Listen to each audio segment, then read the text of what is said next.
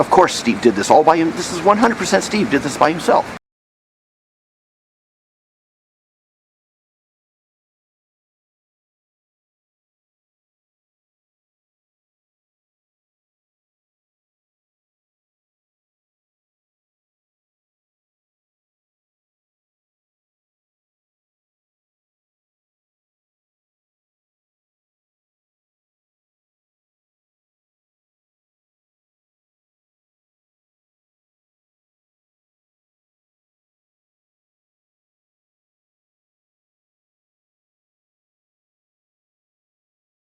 This guy's been 419 for a minute in here. He has an intricate camera system set up. He knew when officers were coming down the hallway. I see a guy switching guns, not reloading. Switching guns, we're not reloading. I didn't turn my goddamn camera on. Mine was on. It got everything you did. I'm really thinking this is just a one-guy thing.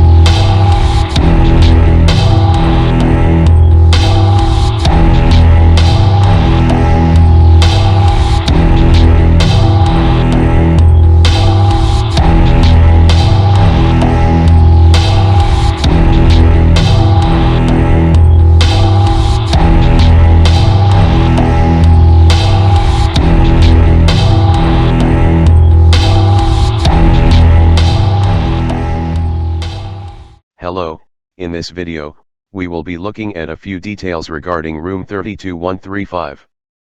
This was one of two rooms occupied by suspect Stephen Paddock, at the Mandalay Bay, during the October 1st mass shooting in Las Vegas. Some discussion has been going around regarding particular details surrounding the case, that I would like to examine, discuss, and reach out to you the viewers, for your thoughts. We will start in the hallway, just as Sergeant Bitsko is about to enter room 32135, let's begin. Firstly, the main entryway to room 32135 contains a peephole on the east side door only, identical to what is seen here. This is a photo of the main entryway into room 33135. The Vista Suite located directly one floor above Paddock's. We see the peephole located on the east side door.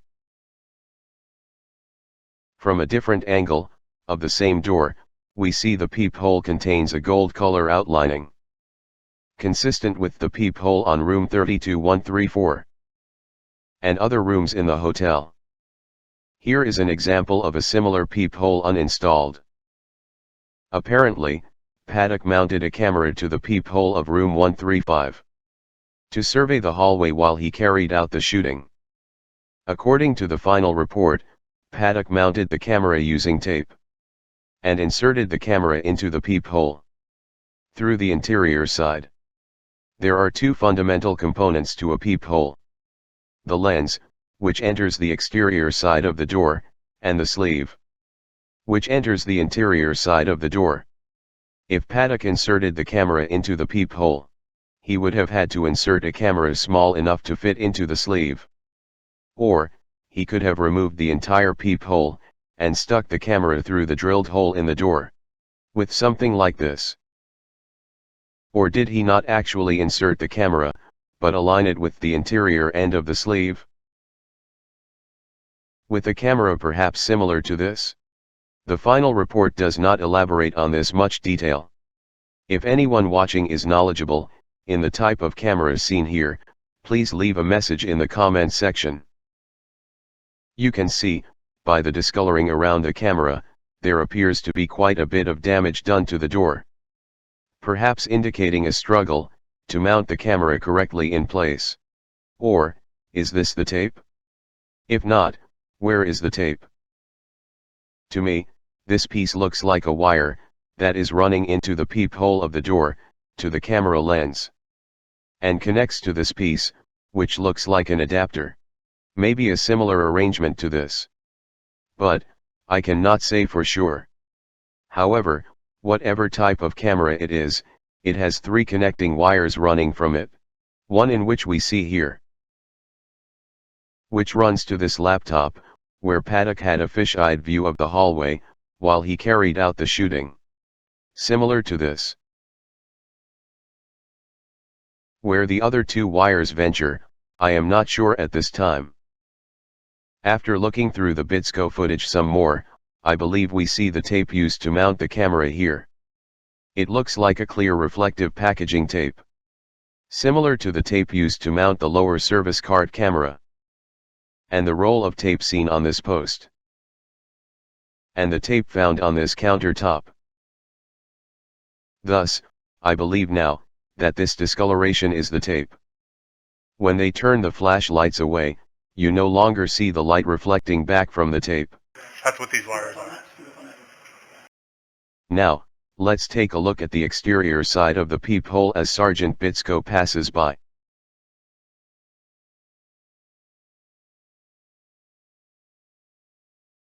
After enhancing, most frames appear to look like this, with the gold outlining of the peephole lens missing. However, I believe this is due to poor video quality. After looking through more frames, this one frame focused just enough to reveal the gold outlining. Thus, I am convinced at this point that it is there. One last thing I would like to mention about the peephole. In this clip, security guard Campos suspects the shooting to be coming out of the peephole and down the hallway. The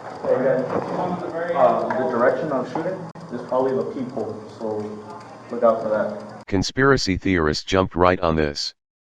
Because it sounds like Campos says in the direction I was shooting. However, I believe what Campos is trying to imply is that the shooting is coming from the peephole. You decide this for yourselves. But, I will give my point of view. Let's think about what Campos is saying. And determine what makes more sense.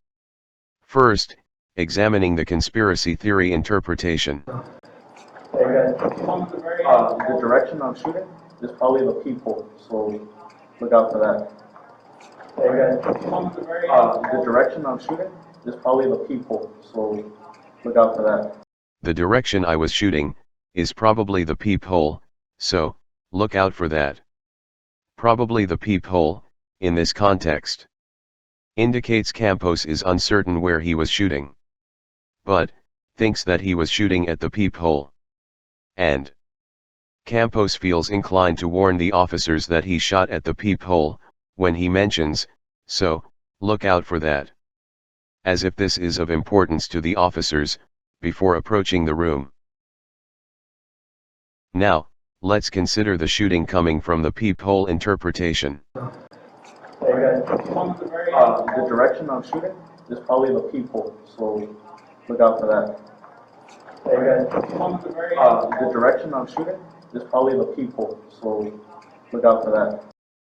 The direction of the shooting is probably the peephole, so look out for that.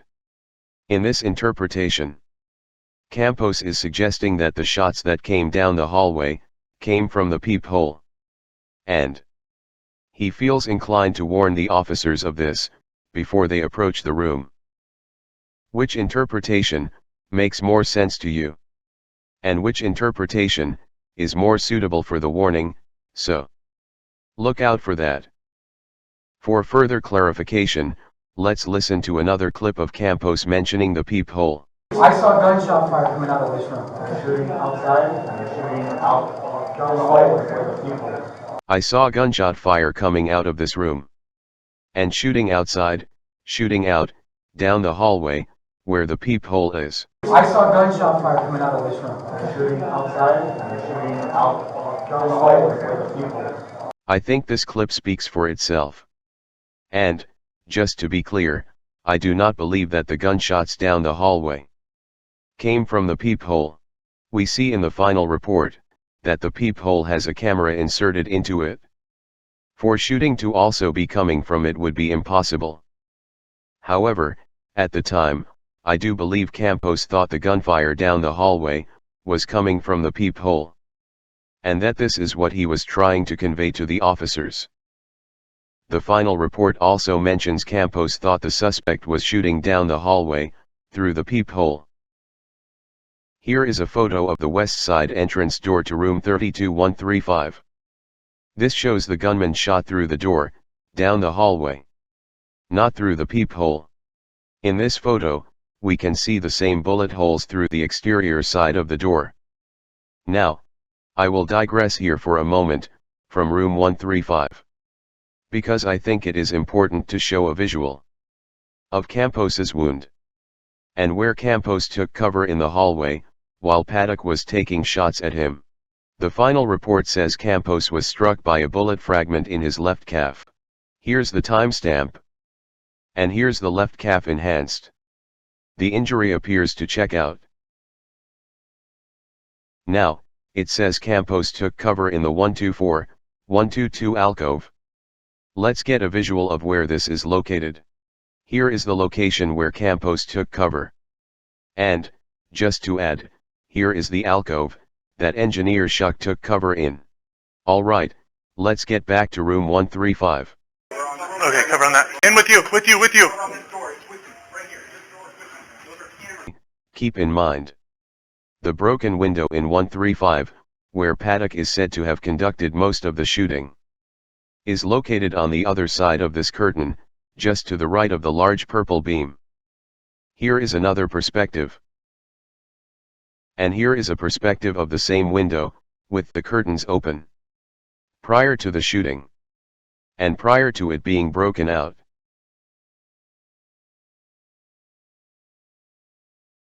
Note how the curtains open to the left. Here is an interior view of the same window broken out. You can see the different layers of glass that the window is composed of. Here is the exterior view. The curtain would be near or behind the concrete slab to the right, when opened. Or, it may have been removed by this time, and sent away as evidence for testing. Here is the floor plan perspective. This would be the location of the broken window. The curtains here. The exterior concrete slab here. And the purple cylindrical beam that lies behind it is here.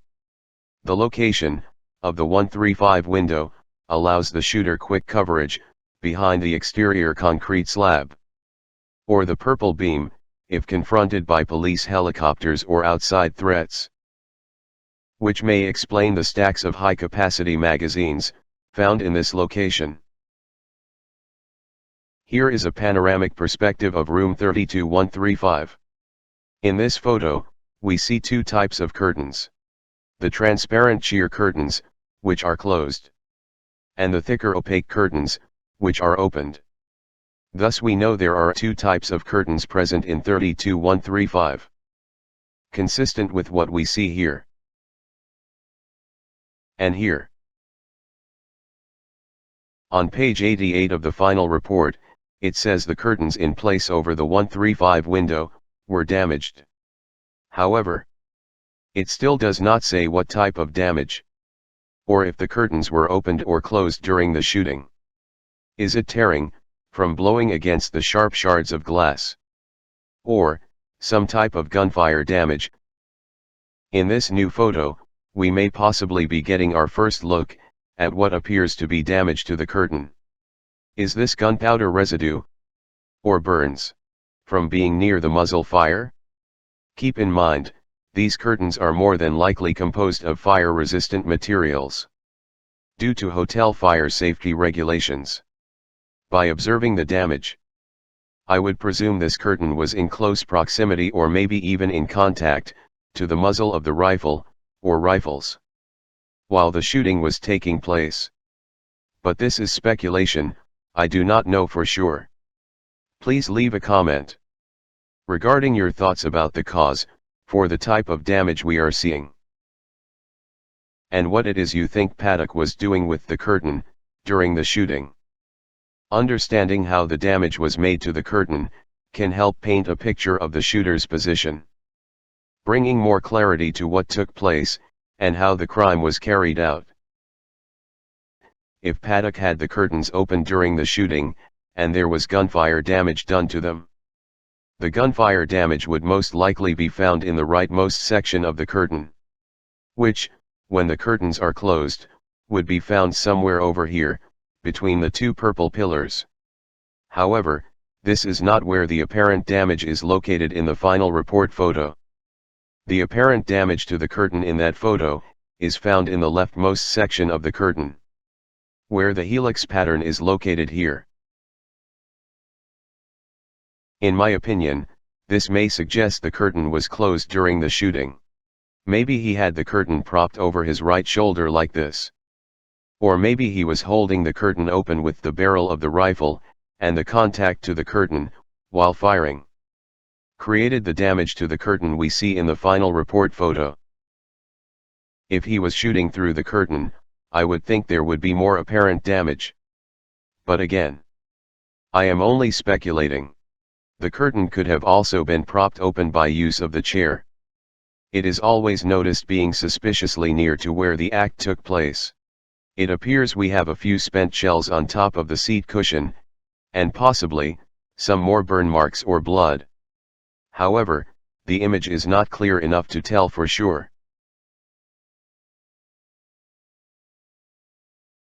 And, I noticed what seems to be a suspicious marking that stands out, on the 135 curtain in this photo. Looking in, from the exterior side. Please leave a comment what you think it may be.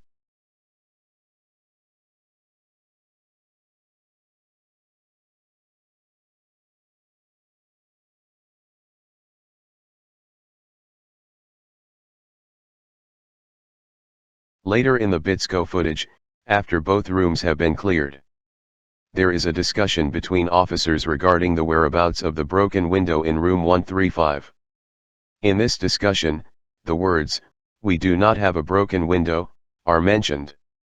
Naturally, as a result, conspiracy theorists are speculating that the window in 135 is not broken.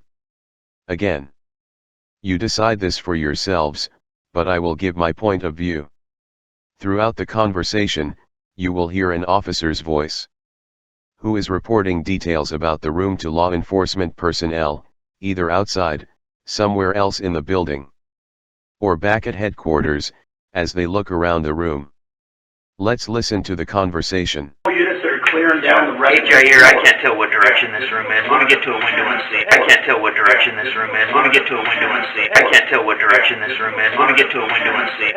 First, the officer is trying to give the location of the room to his source, but needs to look out a window for assistance.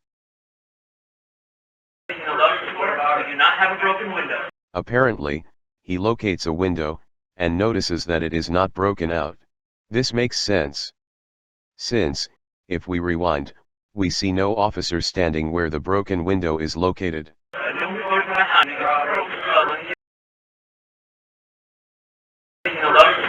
do not have a broken window. No, there's several rooms in here. Then, we hear another officer say what sounds like, "No, there's several rooms in here, Corey," indicating the officer's name. That is radioing in the information, to be Corey. No, there's several rooms in here.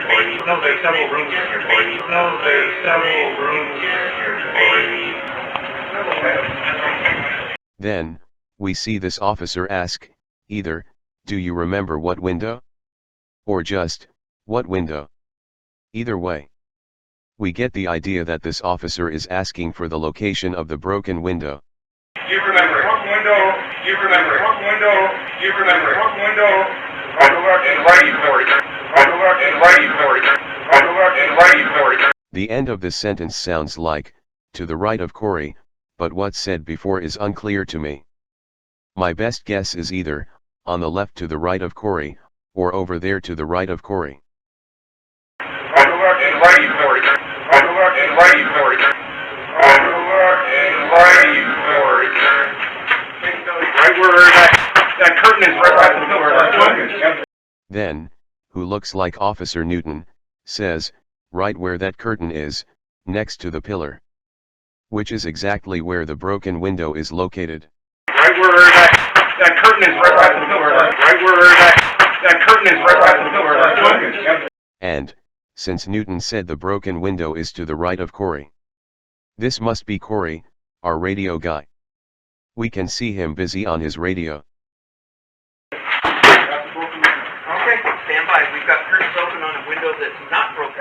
Corey, busy on his radio, still unaware of the broken window, but is quickly corrected by another officer. It's us. Corey, it's us. No, it's us. We have the The officer notifies Corey that it's us, meaning they have the room containing the broken window. Corey quickly corrects himself and says, okay, it is us. We have the broken window. Corey, it's us. No, it's us. We have the orders. We have the orders. We have the orders. We have the orders. Now, if you're still not convinced, putting the conversations of the officers aside, there is still physical and perhaps even more convincing evidence that there is a broken window behind the curtain. We can see this by examining the curtain itself. In this screenshot of the curtain, you can see some of its creases running diagonally, instead of its normal vertical form, suggesting that the curtain is caught up, or being pulled by something, in the leftward direction. Is it a coincidence that no other curtains in the room are behaving in this manner, other than the curtains in front of the broken window? Not likely. It is possible, however, the behavior of these creases in the curtain are due to the broken window and the differences in pressure inside and outside the building. When there is a higher pressure acting on the curtain, from the inside out, we should see the direction of the creases leading toward the broken window that the curtain is tending to blow out of. Like we do here.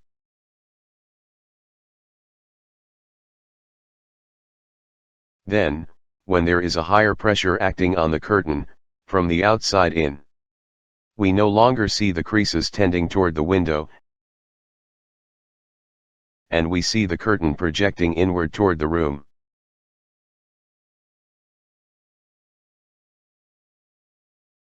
The arrangement of the curtain, in this particular area of the room, changes in almost every photo you can find. Consistent with a curtain that is covering an open window, and being exposed to a variation of air pressures. If the conditions permit, you can test this hypothesis at home. In this demonstration, when the door to the room is opened, a draft is introduced, and the higher air pressure inside the room causes the curtain to shift toward the open window behind the curtain, where a lower air pressure resides. As we see here.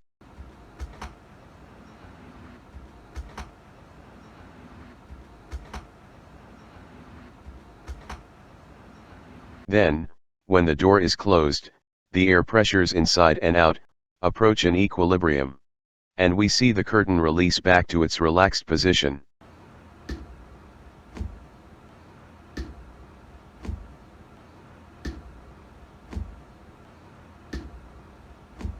If the wind outside picked up, we would see the curtain billow inward toward the room, as we see here. Which is exactly what we see in the Bitsko footage, after the breach to room 134 is initiated. Also, let's not forget, the apparent smoke cloud escaping from what appears to be the 32135 window. In the Robert Goodwin footage. This occurred while the shooting was taking place. Which is more evidence supporting the 135 window was broken. and was the source where the majority of the shooting originated. So why can't we see the broken window outside from that night? Well, Mr. Burgundy helped answer that question in one of his recent videos. This video was taken on October 2, 2017, and displays that the Mandalay Bay, whose exterior surface area is primarily made up of glass, acts as a giant mirror at night, reflecting a large amount of light sources emitting from the Las Vegas Strip, making it very difficult to recognize any irregularities to its windows, even with a high-powered camera. As displayed in this video, let's watch.